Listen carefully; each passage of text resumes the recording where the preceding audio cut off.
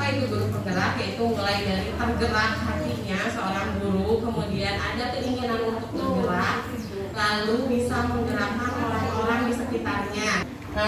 Saya mohon izin melakukan rekaman karena ini memang menjadi salah satu tugas saya yang harus saya penuhi untuk mendapatkan nilai dalam program guru penggerak. Di sini saya akan mencoba memaparkan tentang budaya positif. Jadi budaya positif ini adalah kegiatan atau nilai-nilai yang diberlakukan atau diterapkan di sekolah. Dalam budaya positif ini ada beberapa kunci yang bisa dilakukan. Yang pertama yaitu perubahan paradigma belajar, disiplin positif, motivasi perilaku manusia, kebutuhan dasar, posisi kontrol, restitusi, keyakinan kelas, dan segitiga restitusi. Apa itu perubahan paradigma belajar? Bisa dilihat, apa cukup jelas tulisannya? Jelas, oke, terima kasih. Jadi, menurut Stephen R. Covey, Principle Centered Leadership pada tahun 1991 ini ada teori stimulus respon yang memang harus kita rubah menjadi teori kontrol. Perubahan paradigma belajar sendiri kita harus lawan yang awalnya kita sering mengontrol secara sendiri atau orang lain bisa mengontrol saya. Nah, sekarang kita tumbuhkan kepada anak-anak itu agar bakat minatnya tumbuh. Jadi anak itu sebenarnya bisa mengontrol diri anak sendiri, gitu ya. Selanjutnya disiplin positif. Nah, disiplin positif di sini menurut Diana Dosen ini ada 3 motivasi perilaku manusia, yaitu untuk menghindari kenyamanan atau hukuman, untuk mendapatkan imbalan atau penghargaan dari orang lain, dan ketiga untuk menjadi orang yang mereka inginkan dan menghargai diri sendiri dengan nilai-nilai yang mereka percaya. Yang selanjutnya yaitu kebutuhan dasar manusia. Yang pertama yaitu kesenangan, kedua cinta dan kasih sayang, ketiga penguasaan, keempat kebebasan, kelima ini yang kecil yaitu kebutuhan bertahan hidup. Posisi kontrol restitusi ada berapa? Ada 5. Yang pertama itu guru penghukum. Terus kalau posisi kontrolnya sebagai pembuat orang merasa bersalah. Posisi kontrol yang ketiga adalah sebagai teman. Dan untuk posisi kontrol yang keempat yaitu sebagai pemantau. Terus sebagai manajer, kita guru sebagai manajer ketika melihat anak yang melakukan kesalahan. Jadi kita lebih mengembalikan ke anak, misalkan apa yang kamu lakukan itu salah atau benar. Terus jika memang anaknya iya saya salah, coba kesalahannya apa. Nah, jadi anaknya itu kayak muncul dari diri sendiri gitu ya. Nah, kamu udah tahu salahnya ini, terus sekarang kamu mau gimana? Jadi semuanya diserahkan ke anak itu sendiri. Jadi bagaimana cara kamu meyakini atau bagaimana cara kamu meminta maaf atau mengganti kesalahan yang telah kamu perbuat. Nah, itu posisi kontrol sebagai manajer, dan diharapkan seluruh guru ini sudah berada di posisi kontrol ini sebagai manajer. Yang selanjutnya yaitu keyakinan kelas. Apa itu keyakinan kelas? Jadi keyakinan kelas ini disusun oleh teamwork di kelas. Teamworknya sendiri adalah guru dan siswa. Menurut Gosset tahun 1998, suatu keyakinan akan lebih memotivasi seseorang dari dalam atau memotivasi secara intrinsik. Selanjutnya segitiga restitusi. Segitiga restitusi ini adalah cara untuk menyelesaikan permasalahan yang kita alami dalam kelas. Ketika kita tahu anak yang ternyata tersebut salah, yang pertama adalah kita menstabilkan identitas. Apa yang kita lakukan dalam menstabilkan identitas yaitu setiap orang kita bilang ya ke anaknya, nggak apa-apa, ibu juga pernah salah kayak gitu. Nggak ada manusia yang sempurna. Jadi biar si anaknya menyadari kesalahannya itu sendiri.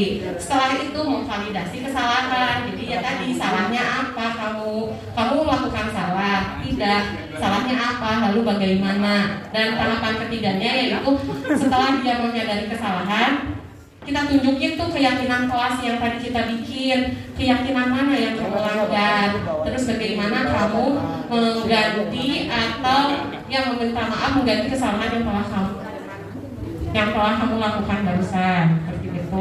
Nah, itu bisa membuat karakter anak menjadi lebih kuat. Jadi ini lebih ke penguatan karakter seperti itu. Sudah sekian informasi yang saya sampaikan. Barangkali ada pertanyaan, dipersilahkan.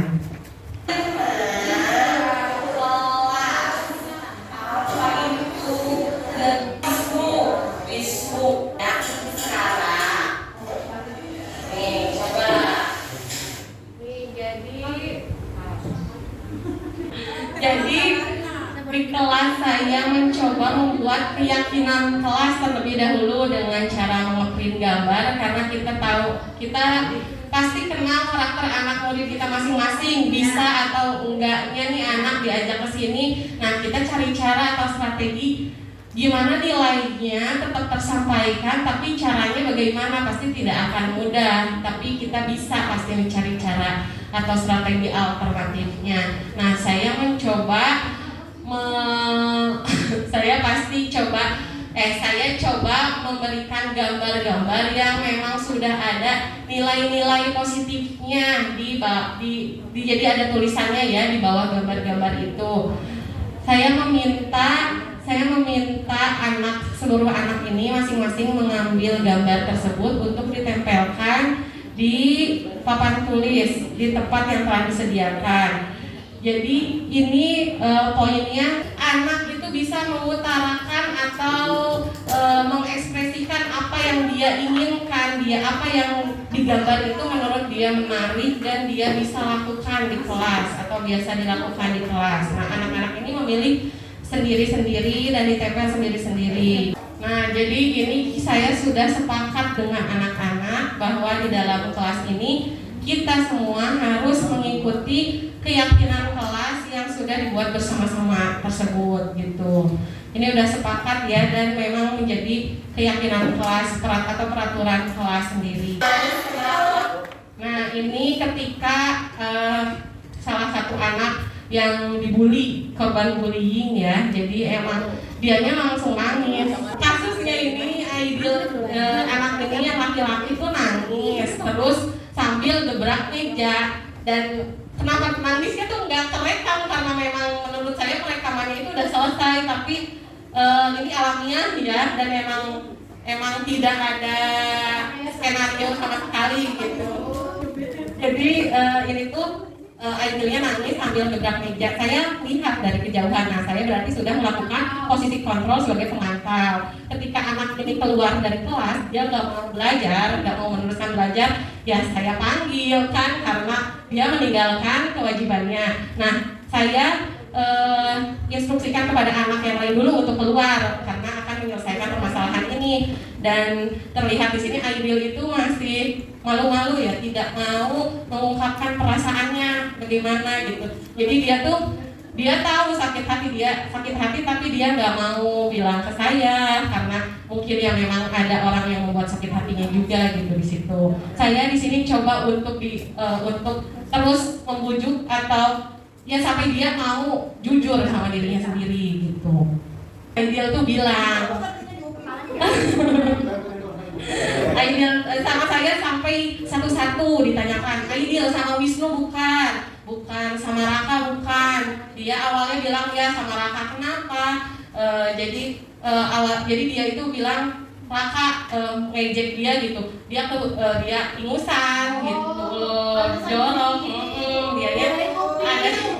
Dianya ada ingusan kayak gitu loh, jijik gitu. Nah, Aidil coba bilang saya kehujanan, sakit nih, sampai si ingus keluar dan batuk-batuk gitu ya. Nah, pas saya tanya saya tahu itu bukan sama Raka gitu. Saya tahu pelakunya bukan Raka, dan pas saya bilang sama Firly, dia coba kita lihat.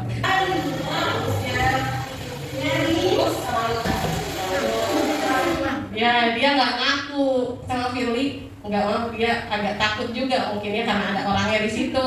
Cuman jadi kan ada 2 orang nih yang terlibat. Nah, saya tidak mau langsung memojokkan ya. Jadi kita lihat lagi.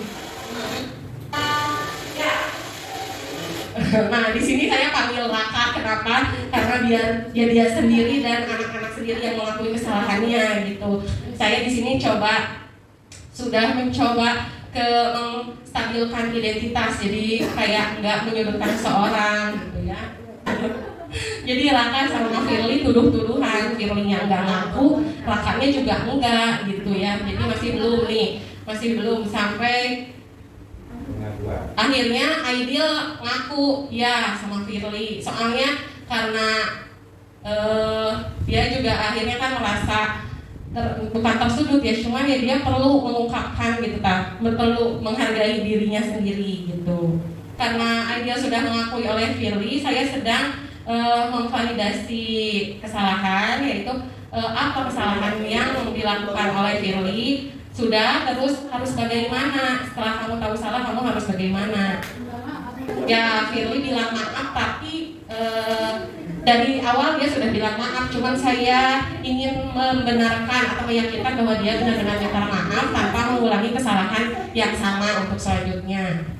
Udah ya, jadi di sini saya sedang menunjukkan mana kesalahannya yang sudah kamu langgar. Padahal baru aja ya, itu keyakinan kelas disepakati, tapi langsung ada permasalahan seperti ini.